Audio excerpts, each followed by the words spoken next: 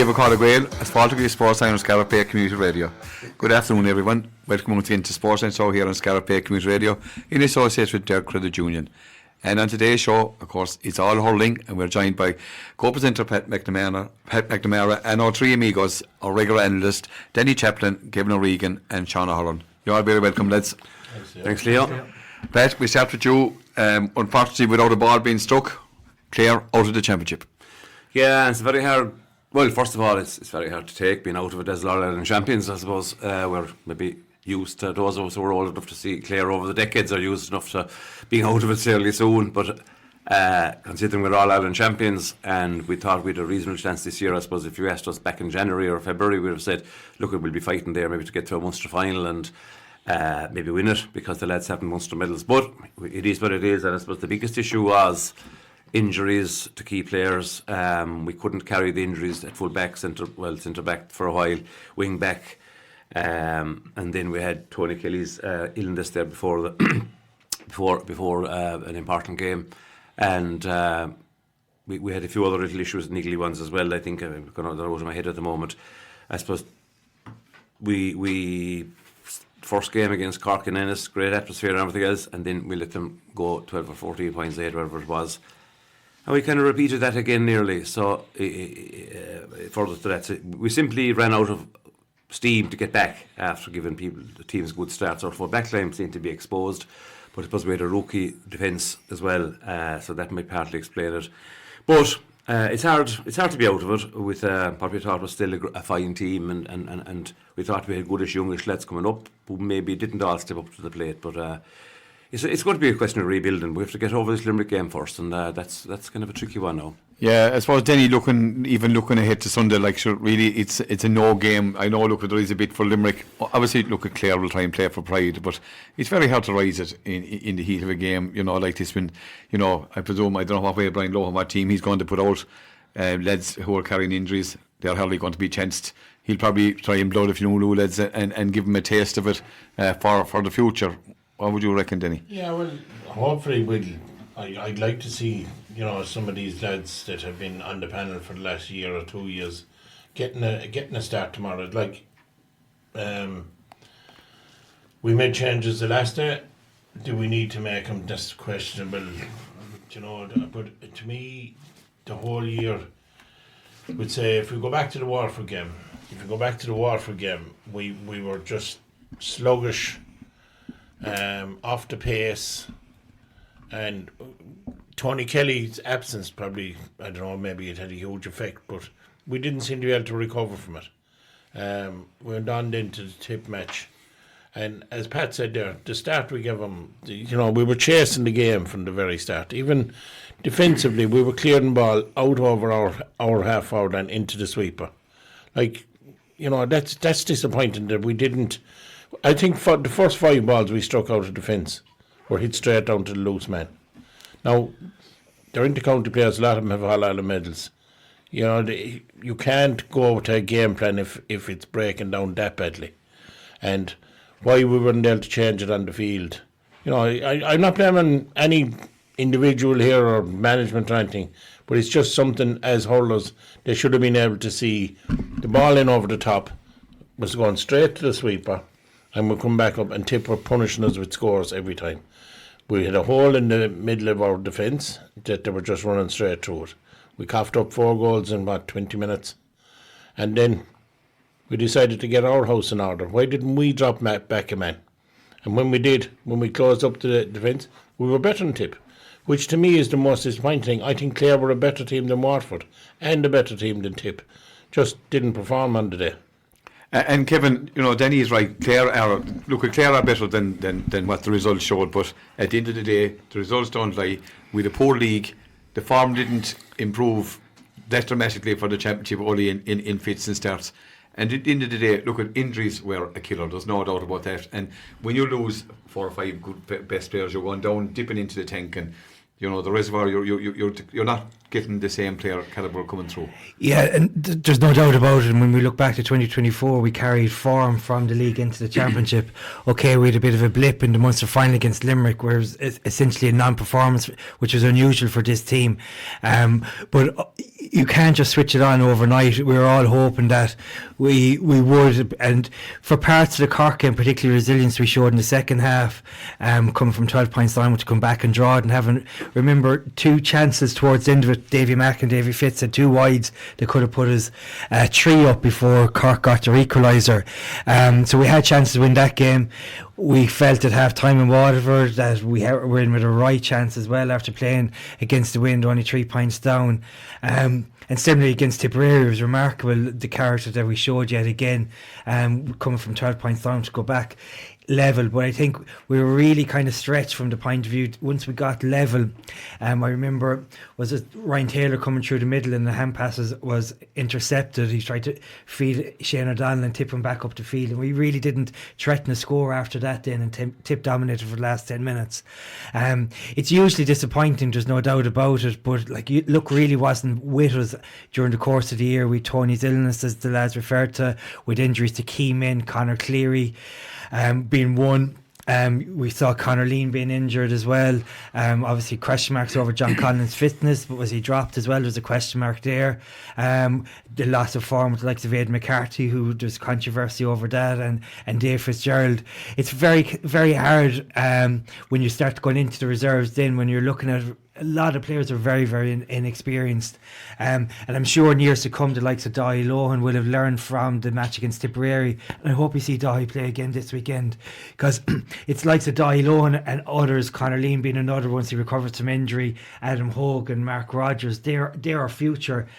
John Conlon's, Colin Malone's, Davy McInerney's are real leaders that have been, Peter Duggan's, David Reedy, even an unsung hero for Clare over the years. Like, we need to find new men to replace those men of those calibre. It mightn't be 2026, but it will be in a very, very short future. So I do think Brian will look at maybe Bloodon, like I say, and giving Dylone another chance this weekend, and maybe Bloodon some others as well, just to get him a flavour of what Munster Championship is about, to get him set for the years ahead. But hugely disappointing. Like, we've had such a run of it, like the Munster final days. Will we ever forget, for example, I know we didn't win, but Tony Kelly's sideline cut, the non-Liam Gordon free below the Gaelic grounds. We've had such days out, capped off by last July beating Cork. Luck was on our side, we have to say, in 2024. It wasn't this year, but we have to look forward now. 2025 is in the past. And Sean, you know, looking at the team at whole, and this Clare team has been on the road since COVID time, and COVID seems a long time ago now, but they've been on the road with Brian Lohan since then. You know, they contested a league final in their first year. You know, so they have been there or thereabout. Look at, only for the Limerick team is as good as what it is. We could be talking an awful lot different about this Clare team, who have been giving us everything. You know, they don't owe us anything, right? The lads, even some of the lads are probably coming. It will probably be their last game tomorrow. You know, others I'd say will think about it, maybe might stay on, hopefully, and give it another lash. But you know, even though we're disappointed, we have to say fair play to them. They give us great entertainment. Yeah, absolutely. Yeah, it's been a brilliant 4 or 5 years. But going back to the performances, and normally in the league campaign, 2 or 3 players would crop up and would be, you'd say that they would be deserving of a place in the come championship. And ironically, this year, you know, we really didn't get any, you know, player for definite that you could say was going to start in a first round of a championship. And the few that we did, ironically, they didn't even probably make the panel. Yeah. That's what was so surprising about the league campaign. You know, a good lot of players played in the league, and some of them played well, some of them didn't play that well. But any of them that did play well and they did show up, you know, they never really established themselves on the panel, and which was disappointing. But the other thing that I think we can't forget it is that we played both Cork and Tip, and we went down 12 points in both those games, and especially after the Cork game, one would have hoped anyway, and that the management would have learned from that performance in terms of try and stay in the game as long as possible. At least don't go down 10 or 12 points. And, try and keep the game tight, especially early on. Albeit we down 3 or 4 players, especially in the backs, were very weak. But you would have thought that they might have, as Danny pointed out earlier, having a bit of cover in the full back line, especially when John Conlon wasn't playing, it was so important that we defended that full back line, because they were vulnerable in the sense that we knew how vulnerable they were after the Cork game. And there's no doubt about Pat. They're not playing John Conlon. And in fairness to Conlon, he ran out the dressing room that day out into the field as fast as he ever ran out. Do you know what I mean? Surely of all the days, you look at, again, we're going to be critical, but you play your experienced players. Even I would have gone as far as said I would have stepped to Chen O'Donnell against Tipperary. You would have gone for, you had to go for broke. You needed to win the game, and they nearly pulled it off. But as Sean said, when you go 12 points down, you're fighting up in battle. There comes a day where you're not going to be able to get up that hill. As Kate Bush would say, you run up that hill. There's only so many times you can go up there. You're going to get caught eventually. Exactly. The thing about John Conlon, obviously seems he was fit enough to play that day, but he was being dropped because of his form, I suppose. And maybe the noise around the county, it was a bit of talk about John having struggled big time against through the championship. Maybe that noise got to them. The thing about it is, though, if you were going to drop John Conlon, I don't think you should start a completely new guy in his place who were completely new to this level of hurling and this level of atmosphere. You're sticking in David McNamara centre back who has been around the block, 2 all the middles.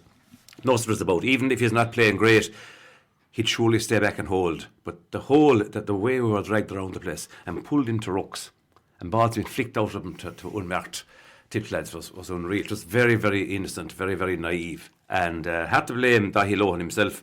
Again, think of sticking in any young fella to a Munster championship game with a full house and experienced players like the McGraths around and many more on the tip team, Ronan Maher and those. So, look at Tipper on the up, we have to face that.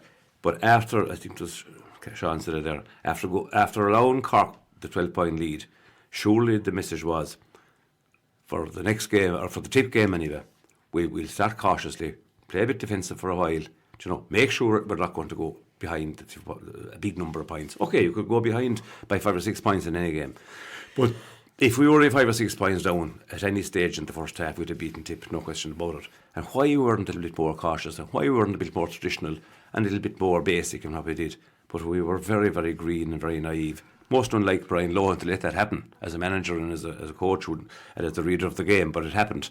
But as I said, what it proves, I think, most of all is Clare in comparison to Limerick, Tip and Cork, which maybe we're similar to Waterford. If we miss 4 or 5 top players, we don't have enough the quality to bring in. Even though we have great young lads and this and that, and they will prove to be great. The other bigger teams can absorb those losses better than we can. Look at Limerick. I'd say if Limerick were missing, we'd all disagree who their 5 best are. If they're missing their 5 best, you can make hardly the next 5 would make a fair effort to play the similar kind of a game and play a similar kind of a structure and keep their shape and the same discipline and work rate. We seem to lose our shape completely, and maybe that's down to nobody's fault. We just don't have enough quality guys with the experience to bring in. And then he turned into Limerick, right? And Limerick played Tipperary in the first round, a draw. Kylie wasn't long gone back to his original formation on day 2. He brought him back to experienced players. Tim Morrissey back to full back, Hayes back to centre back, Sean Finn got a start at cornerback, Barry Nash, arguably one of the best hurler in the country, out to wing back. They have fallen and have nearly had their best team out. Yeah, I thought last Sunday they were frighteningly good. Like this, just I don't think the pick of Ireland would have beaten them last Sunday. They were just awesome. People say Cork didn't turn up. Cork wouldn't let them. They blew them off the field from the word go. Like you talk about the first round. You could see the signs of it the second day against Waterford with Limerick. Dan Morrissey, I think, is the one player that's huge in that team. The effect he's had since he came back in at full back.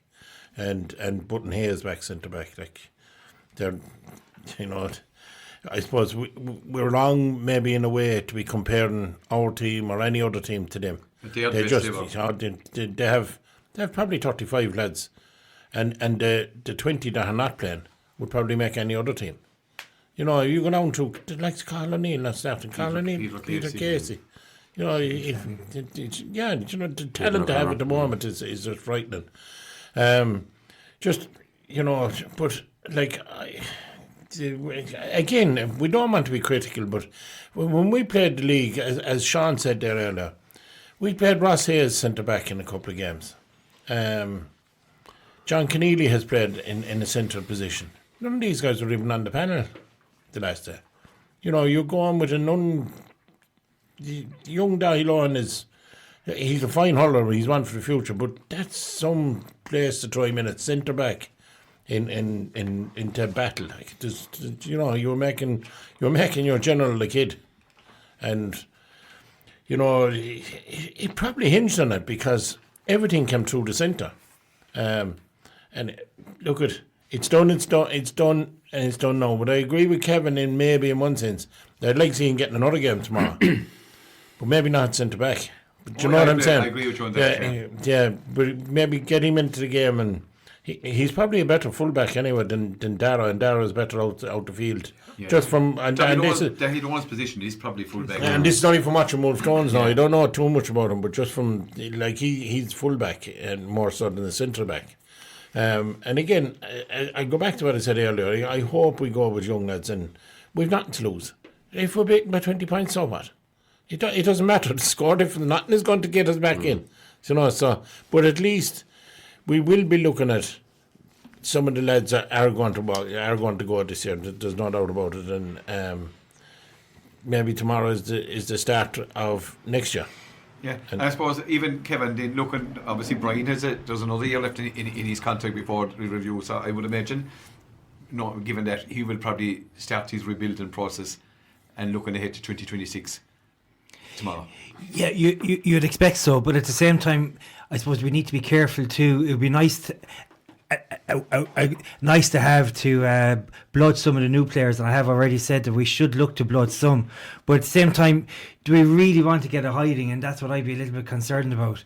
I expect John Kiley will rest and give starts to some of his subs. He'll want to get to a Munster final too, though. They're pretty much guaranteed Munster final, aren't they? Yeah, more or less 99%. I think. There's always to beat them by 10 points. Yeah.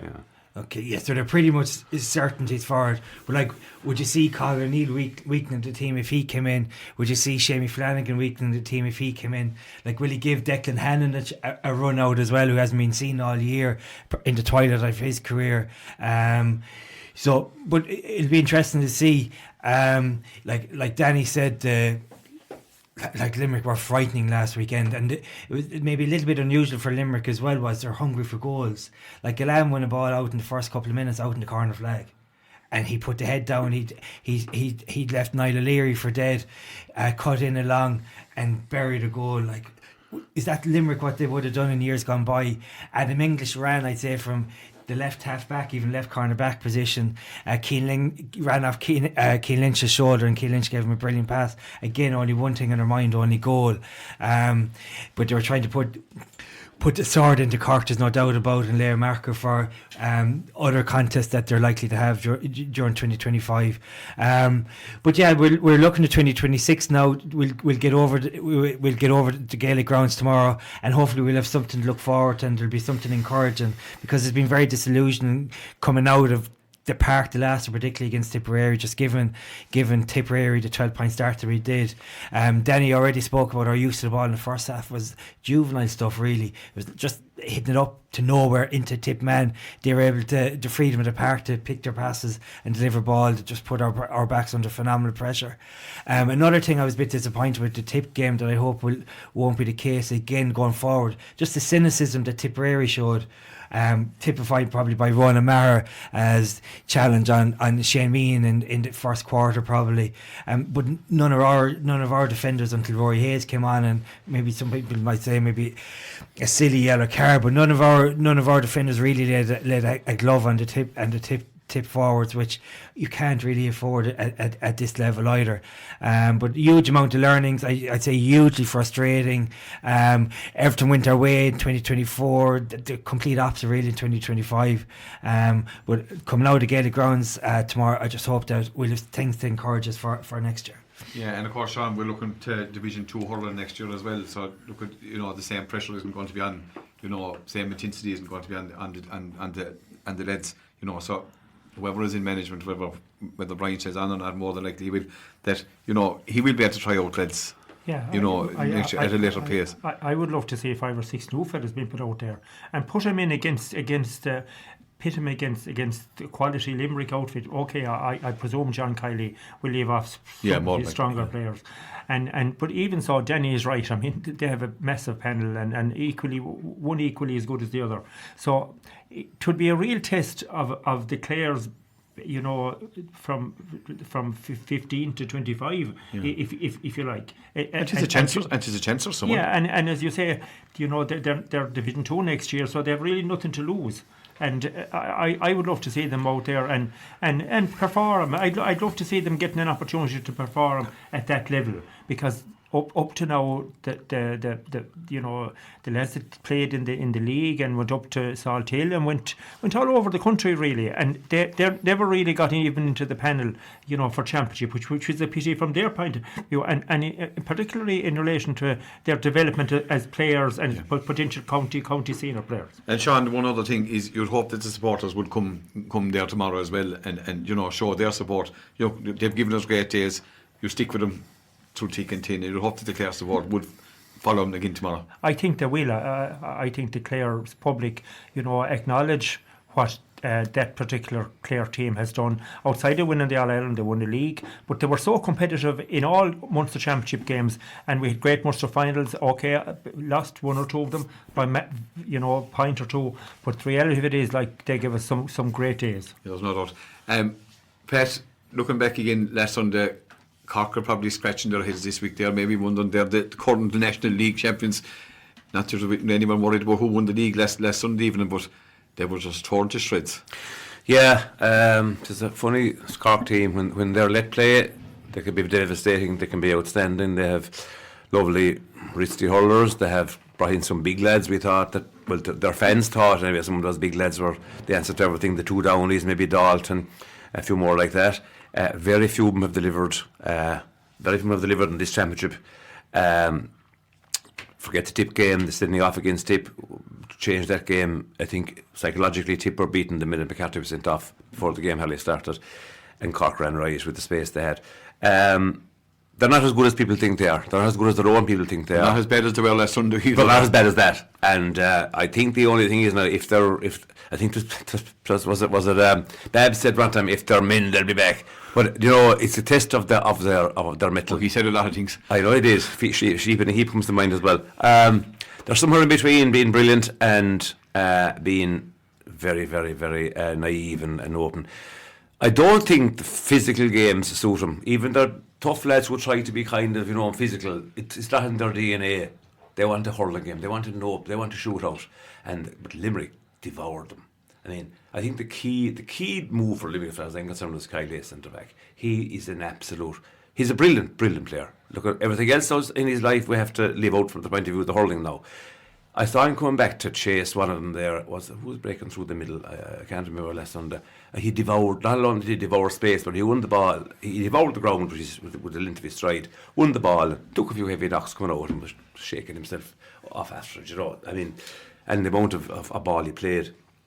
So, Cork, Pat Ryan, you'd be sorry for him in one. Well, you wouldn't be sorry for any Cork man, but I suppose he's nearly been there, and yet they can't deliver. And I'd say psychologically they're damaged.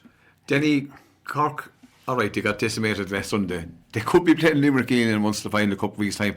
And who's to rule out the possibility that they wouldn't be playing them again later on in the summer? Absolutely. And also, Waterford could beat them tomorrow. They could. I have no doubt if Waterford took half the scores they missed last Sunday, they were a lot closer to Tip than they got credit for. Like some of the wides they had were criminal, juvenile, inexcusable, standing up to hit the ball and having all the time door that's still driving the wide. But they got the chances. if they go down to Cork tomorrow and they take all them chances. And they always play well against Cork. And they always play well. I think 2 years ago they won below in Cork. Or was it last year in March? But they beat them in the recent past anyway. Beat them last year down in the first match in Walsh Park. And maybe drew with them in the year before in Park Keeve. You know, so I wouldn't write out that, and you know, if there's a God in heaven, wouldn't it be a great result? And Kevin, talking about God, you know, Tipperary be looking to the gods. Now, do they want to be in a Munster final against Limerick either? All these permutations, all these stains are going through, but it's not beyond the doubt the possibility that Waterford, as Denny said, would turn over Cork tomorrow. As we talk about that, and Pat mentioned about not feeling sorry for any Cork man, I have a 9-year-old nephew down there who has been dreaming since last July, when his first cousins were tormenting him about Clare winning, that he getting his own back, and he believing. I hope he's waiting for a long time. I just can picture his face, the poor fella, but I feel sorry for him, but anybody else I know. But the psychological effect of last weekend has to have an impact on Cork. Like, there's so many question marks over their team now. Like, they were destroyed, like their unstoppable forward line didn't get a puck of it, like we spoke about Dan Morrissey earlier on. Mike Casey storming up the field, scoring a point, which was never to be seen before. Yeah, like we've been, since the beginning of the year, I suppose we've all been guilty of talking about Limerick and Cork being the two red hot favourites for the All-Ireland, but there has to be huge question marks over Cork. Waterford are going in there with nothing to lose, really. It's a must-win game from them, from the point of view that if they beat Cork, they're out of Munster for the first time in the round-robin phase, which is remarkable. I know they got to the COVID All-Ireland final in 2020, but it was a different format. There's without a doubt, there's hurlers in Waterford. They're going to put it up to Cork. Like, the chances they missed in the first half to last, they really had an impact on the game. Like Jamie Barron, the first 25 minutes give a tour de force. Shane Bennett had very uncharacteristic wides. They'll need everything to go right for them. Likewise, Cork will probably have to relook at their lineup maybe. Decky Dalton's going to be out. Will Harnedy come in to start? Diarmuid Healy. Harnedy was probably the best. He was when he came on. Yeah. Healy, Amanda, we saw shoot the lights out against Kilkenny in the league. They scored 1-3, lightning pace. Will he be seen? He didn't get a run last weekend, which I thought he wasn't even on the panel. Was he not even on the panel? I hadn't realised that. Well, that explains that. Cormac O'Brien came in wing back. I thought he did quite well the last day, in fairness. Like Rob Downey seems to be injured, so he probably won't be featuring tomorrow either. Lots of question marks over Cork. It's a shot to nothing for Waterford, and I give him a real shout. How do you see this one going, Sean? Well, I honestly believe that if there's any pride in the red jersey of Cork after what happened to them last Sunday, and also, they're National League champions, right? We're all talking about that they're still a bit soft-centred, but, in the early stages of the league, and particularly against Clare above and Innis, I remember the general consensus was that Cork had hardened up, and that they were a different kettle of fish, this year to last year, that they were very much soft-centred, particularly in Croke Park, which when we beat them. But the whole thing was turned upside down last Sunday by Limerick. Are Limerick that good, or were Cork that bad? I just can't make up my mind which it was, but definitely Limerick put out a word of warning last Sunday to everybody in the country, not alone in Munster but all over the country, Kilkenny included. Sean, they're on a mission. That they're on a mission to go back and win another All-Ireland. But I that's why I think, Cork surely will get over Waterford, even though Waterford, have beautiful hurlers, and we all point out to the fact they really, they could have beaten Tip last Sunday. Yeah. And some of the frees they missed, some of the scores they missed was just unbelievable, untypical of any county set up. Particularly Stephen Bennett. I saw him hitting 2 frees, and an under 12 would hit him over, and you'd be just astonished at that level. The free taking ability of, and he'd put it into a bucket for you. Yeah. And Pat, they got to start last Sunday, Waterford, with the goal from the same set men in the first ball. They went up and they didn't capitalise on it. But Tip, when they were struggling in the second half, maybe he went for the younger, he's bringing on young lads as subs. They're all young lads. Your Menda was our nemesis inside the Gaelic grounds last Wednesday night. Come on, I don't know who, Ocean, don't know who, and a goal and a pint. Absolutely, Ocean, I don't know, to me, it looks like a real star in the making. And again, it's hard to say it when coming from one of our rivals that we dislike over the years, but he looks like a real star in the making. He's a finisher. He's great control of a ball. He's very confident looking as well. Going back to talk about Waterford for a second, one of the things Waterford can't do, a bit like ourselves this year, is they can't get Dusty Armand and Dizzy Hutchinson on the ball at all or do anything. He's simply off form completely. And I mean, Stephen Bennett is the man that's expected to carry the whole thing. Kylie's making an effort. The rest of them, if Hutchinson doesn't go well, the rest of them aren't, going to shoot the lights out. You don't think so? And Bennett, in fairness to him, I suppose he has carried him fairly well. But Desi Hutchinson, either they're not getting the ball to him or he's not making the effort to try and win it. But either way, he's not in the game at all. He got 1 point to play the last day. He was taken off, and he put 15 minutes to go. Yeah, so that's an issue for them. Having said that, maybe he'll show up tomorrow and get his goal in 3 or 4 points because he's capable. He likes Pocky Queeve. Yes, he should like it. But look, I think Cork will beat Waterford. I think they will when it comes down to it with the crowd and the ref there, maybe in Park we're under pressure to give a couple of reasons. I think Cork might just beat Waterford, even though it would be a brilliant result if it went the other way. Danny, last Sunday when Waterford were playing Tipperary, right, and they were kind of coming back into the game, and next thing Waterford took off. You take off your captain. There's a fair sign, that you're taking him off. But did it have a negative effect when they took him off last Sunday? I would think it did, because he was still their go-to man. He's the star. He has been for the last 3-4 years. He's a scoring forward. Okay, he was having an off day, but I don't know, was it a mistake taking him off? It possibly was. As you say, it seemed to take the life small bit out of him. But it still comes back down to the misses. They end up at 14 wides. 12 of the 14 were just criminal, awful. It's scoreable, but having said all that, as I said earlier, if they get it right, they have the movement, they have the pace, and the pace of the Cork forwards won't trouble them as much. They're not, they're a fast, lively team themselves. So I can see them. It could be a cracker of a match tomorrow, and. It's their first chance in a long time of getting out of Munster and getting into the All Ireland series, because they have been poor over the last 4 or 5 years in the Munster Championship. So maybe tomorrow is a day too for Gleeson and these guys. And knock out Cork at the same time. Yeah, well. Your prediction would be fulfilled then? You said they mightn't get out of Munster at all. Yeah, but I did say Clare would.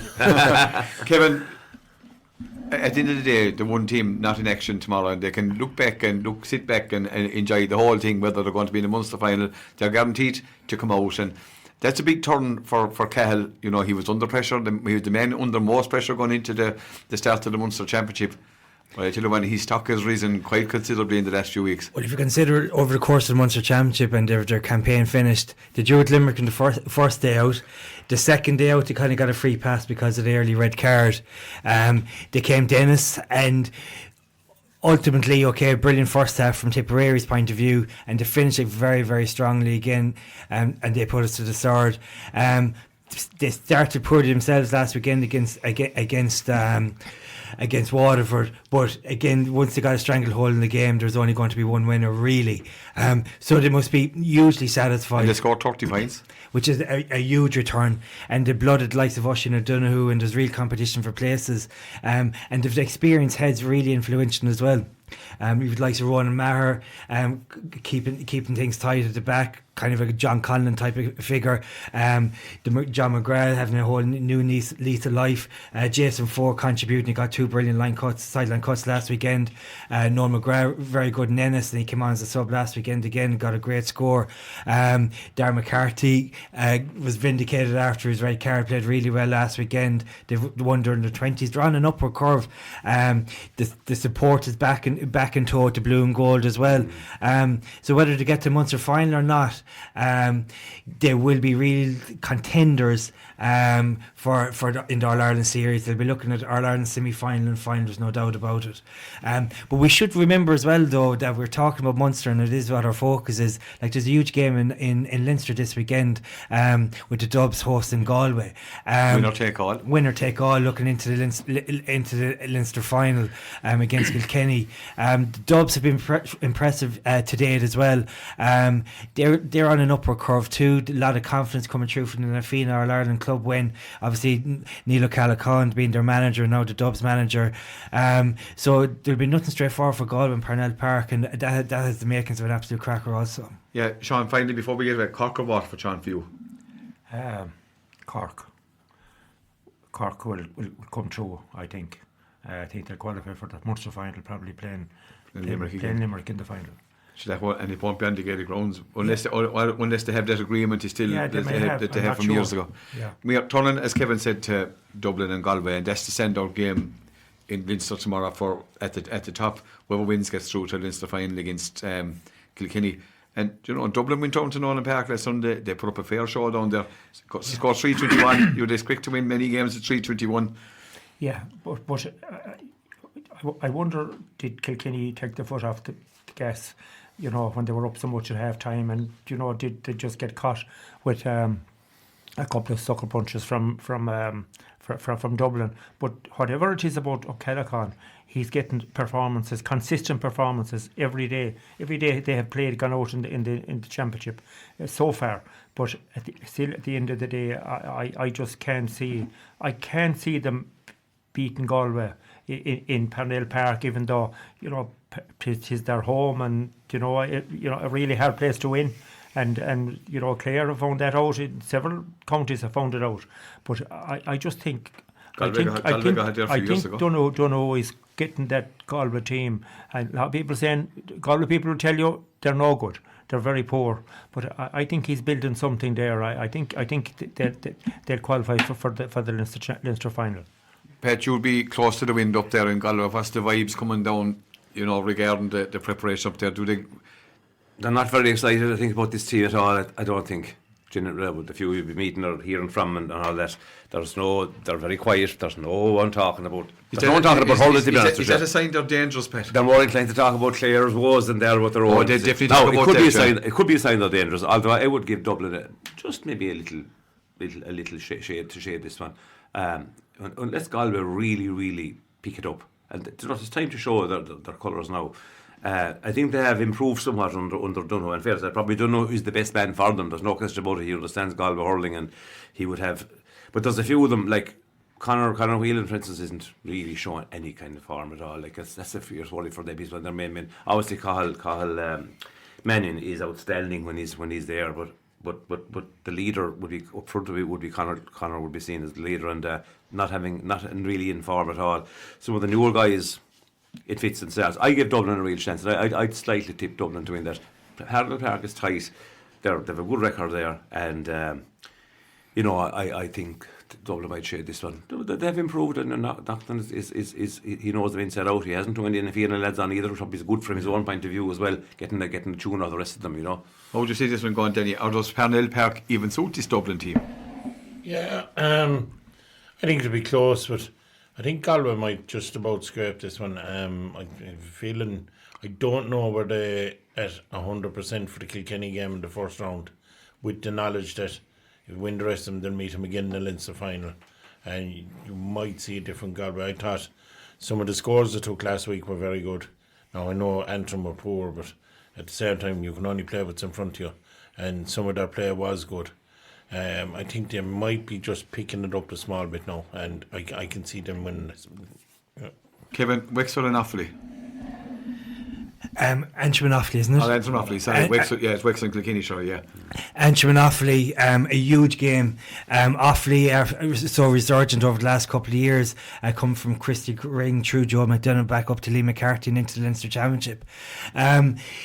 they against Antrim, who've struggled throughout the league, they've managed to retain their Division 1B status just about, and they've had some heavy defeats, including last weekend against Galway in the Leinster Championship. It's a do-or-die game, no doubt about it. You can be sure and certain that Offaly are not looking to relinquish their Leinster Championship status and their Liam McCarthy status too easily. It's going to be a challenge for Davy and his Antrim players to, I suppose, find form. Has he done it in the past? It is a final. It's essentially a final, and it's hard to rule them out. But I feel just the form and just the general upward kind of feeling within hurling in Offaly, I'd fancy Offaly to beat them. And Sean, looking at this, Offaly, for all they've done in underage and that field, they need this one bad this weekend. Yeah, they definitely need to be still playing in the Leinster Championship, and I think they'll go all out to try and do that. But I'm expecting one hell of a battle from Antrim, because their lives are at stake really here, and they're going down, and they don't want to be going down.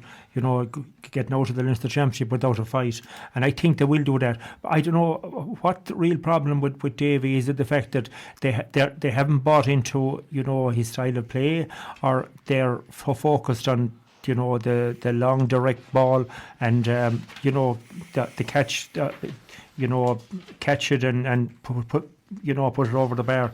I don't know what it is, but they don't seem to have bought into the way he has been preparing the team. But I still think there's be one hell of a battle in him. But I fancy Offaly to get through. Pat, you can concur with that. Yeah, I think even though Offaly have an awful long way to go to get back to where they want to be, they're really done great success there in recent times, and some really classy hurlers and playing the lovely style, Offaly style of hurling. But they have a long way to go. However, I think Antrim really seem to be struggling. Have to replace some of their good lads retired there recently. Davy hadn't really got a tune out of them that he would have hoped. It's a struggle up there, I know, for to get the game up to a certain level because they're isolated, but I definitely would think Offaly would be good enough for this one anyway, but they still have a long way to go to get back to where they want to be. Danny, Wexford and Kilkenny, and Wexford will be still hoping, they still have visions and maybe getting into that third spot, a long shot, but they've beaten Kilkenny before. Can they do it again? In short answer, no, I don't think so. I don't think they're going well enough. I think they're to rely on a chin goal right at the end last week, I think, and they were probably, there's something missing there as well. I know we're saying there's something missing in Antrim. There's something missing in Wexford as well, and they have great players as well. Yeah. They're just not. Is it not having enough quality, Denny? Yeah, possibly it's not having enough, but they seem to get them enough out of the star players, but the supporting cast isn't really delivering. Antrim have been very poor now. I can't see them troubling Offaly. Especially, it's on Tullamore, isn't it? It's I don't see him. I don't see. They didn't do so great in the league there either. So no, and it's probably for hurling, for the Leinster Championship and for hurling, it probably is better to see Offaly coming through than maybe Antrim staying up and Offaly going back down. Because it looks like Laois maybe might be the team that's coming up maybe to replace them. So Kevin, your thoughts? Kilkenny and Wexford. Kilkenny are already more or less through. So yeah, no, I think it's very difficult to see Wexford beat. Excuse me. It's very difficult to see Wexford turn over Kilkenny. All the forms with Kilkenny, I think they're looking to further ahead, looking to Croke Park in the knockout stage of the All-Ireland series, and I think they'll comfortably beat Wexford at the weekend. Sean, overall, the standard in the championship to date? Yeah, it's been disappointing in Leinster anyway, and bar, I suppose, the game last Sunday, Limerick put on a tour de force that, as Danny pointed out earlier, probably no selection in the country would take them on. But in general, I don't think it hasn't caught fire. I don't think it has really caught fire. No, even the Munster Championship really hasn't caught fire. Probably you'll probably have a great Munster final now. Beat Cork or beat Tip and Limerick. You probably will. But and definitely the Leinster Leinster Championship has not. Kilkenny seem to be a bit above the rest, and Galway bit behind, Dublin making progress, Wexford struggling, and that's the bottom line. Awfully, as Pat says, a bit off the pace all the time. They've a bit of ground to make up. I was talking to Kilkenny man recently after they played Offaly, and he said, and I think it was probably an over exaggeration, he said Offaly had 4 hurlers and the rest are only struggling, and probably a certain bit of truth in it, but until Offaly get 10 or 11 real top players to compete with Kilkenny, I don't think that they really are going to get up the ladder too much. And finally, before we get to talk about our club championship, Pat, do the GA have to look at the format? Even though the Munster Championship has been great, okay, this year not. Leinster Championship has been poor and has continued in that trend. Have the GA to look at the format of the championship as it's in run at the moment to see can they improve the quality of it? Yeah, it's hard to know. I mean, when you get a good year, everything is rosy. I mean, last year's Munster Championship was amazing. This year, it's still been. But the Munster Championship has saved the whole. It has, for sure, and 100%. You see headlines there saying it's probably the best competition in Irish sport at the moment, the Munster Championship, because you have full houses, you have great excitement and colour, and you have a lot of really good tight games in general, not all the time, but that it's a huge. It's the best competition in Irish sport currently, within the country. The Leinster is, but I think. Is it up to the GA or is it up to the counties of Leinster to up their own standards? And my opinion is that there's enough counties involved in Leinster now. Galway have made it there quite a number of years ago. I thought was going to make it. Hasn't really turned out that way, but it really is up to the other 4 or 5 to get up to Kilkenny standard, and that's the bottom line. No matter what the GA do, they can't make Offaly better, they can't make Laois better, they can't make Antrim better, they can't even make Dublin better. It's up to the counties themselves, and I think. If the current, I think the current setup, while it's very condensed, and all the big games are over before we know it, and we'll be back looking at rugby and soccer from July on and all that kind of thing. Nevertheless, it is down to the counties in Leinster to up their own standards, I think, and make it a great championship. That's where Wexford come into it. Wexford, Offaly, Dublin, Galway. Have to step up. Now it isn't over either. Another team outside Kilkenny could win it, but I don't think so. So I think it's up to the other counties rather than GA in this case. We often criticise the GA, but I'd be saying it's really up to the counties in Leinster to get their own house in order. The counties who are chasing Kilkenny. Denny. Yeah, I have a few different views in the fact that I think that we need to look at the National League. Would there be anything wrong with playing the Munster and Leinster Championships and having an open draw hurling championship? Something like that, and maybe do away with the league. What purpose is it serving? Like Clare are going to go down, Clare are going to come back up next year. Whoever goes down will come back up the following year. So you have maybe 6 to 8 teams that are always going to be in Division 1 of the league. And we're not getting the league games we got 20 and 30 years ago anymore. So it's just it could be a radical approach, and not do away with the provincial championships, make them a standalone competition, and then have an open draw, maybe with a losers group or something to prolong. The teams wouldn't go on one. I don't know. It's something I think that the GA should be looking at, and in the summer months, then you're not looking at 4,000 people at a Leinster Championship game. You could have Kilkenny playing Clare in Thurles at a full house in an All-Ireland Series game, and that I think can be one of the ways to get to spread it and get more exposure for hurling. And Kevin, I know time is moving on, but at the end of the day, if the GA revenue isn't going to be very much in the positive, there's no doubt they will look at it and see can they change things around.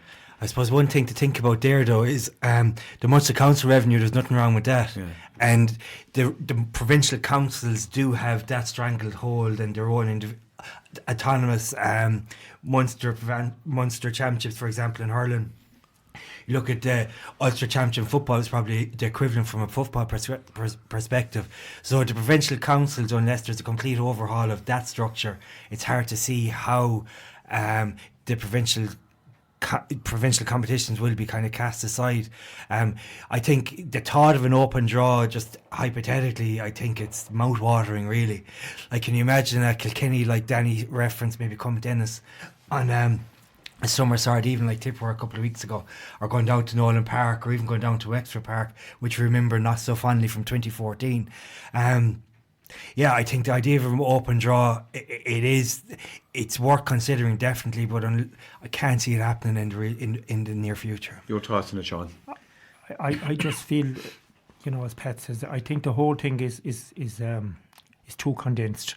There's too many big games played in such a real short space of time, and there are times when you because your own county is playing, you don't even see the other games, and you don't get. Well, I certainly don't get time to look back at them anyway, and I just think.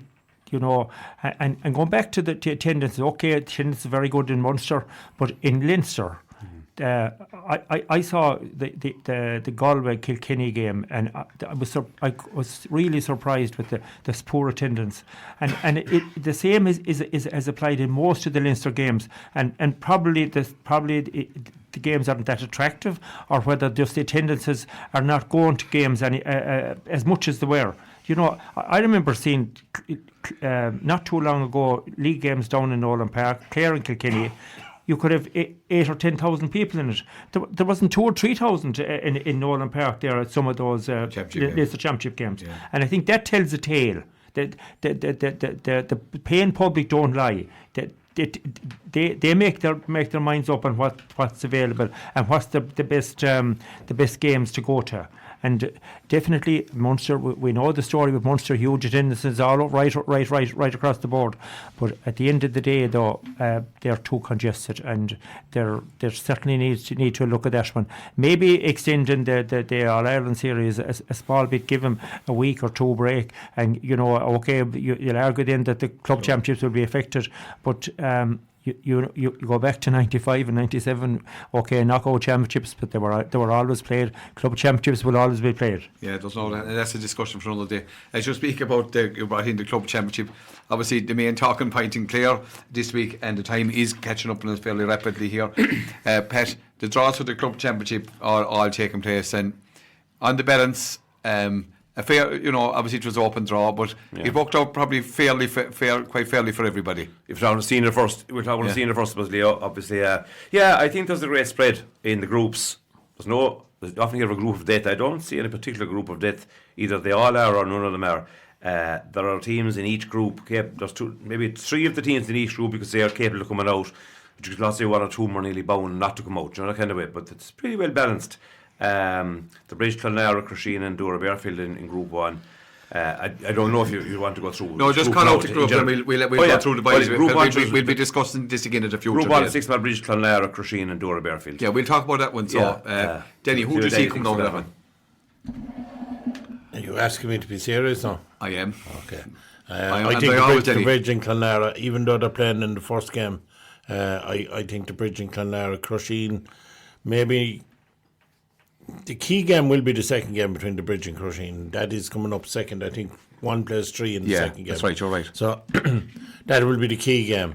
Unfortunately for Dora, I actually don't see Dora maybe winning any of those 3 games. But the Bridge got the better of Clonlara last year. Maybe Clonlara, they'll be smarter from that because, they were going into that game. They were probably the favourites for the championship. And they were playing the best hurling in the county. And maybe just took it for a small bit for granted. Whatever. But it's a great first round. It's one of the great battles that's going to be in this championship. Whether it damages the loser, we'll have to wait and see. But I think if it's the Bridge that lose to Clonlara this time and they can recover and get something out of the Crusheen game, that's why I'm saying the second game. If they can take something from that, I'd say the Bridge and Clonlara. Pat, will you give us Group 2 there? Yeah, Aina Kilnamona, Corofin, Clooney Queen and Broadford. Kevin. I would, looking at that, I would say just off the top of my head, Aina, Kilnamona and Clooney Quinn, with Broadford having a huge amount of saying like they had in the championship last year. Broadford probably got a chastening defeat against Aina Kilnamona in the championship last year inside in the park, but at the same time, they were exceptionally competitive for the resources they have available to them throughout the senior championship. So they could be dark horses. But off the top of my head, Ina Kilmone and Clooney Quinn, and with Corfin taking up the last position and fighting relegation. Intermediate, Group Premier three Intermediate. then, the current champions, Fecal, Leo, and then Wolf Tones, Newmarket, and Erogue. Sean.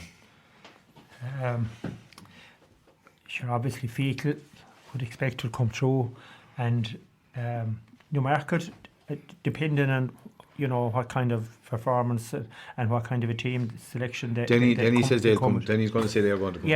Yeah, Denny's really looking forward to meeting them later on in the championship. But Erogue obviously then we are going to be contenders. So possibly Fecal and Erogue, you'd imagine, would come through there. Yeah. And Group 4 then is Cratloe, Scariff, Kilmaley, and Ballier. No, Pat, you can.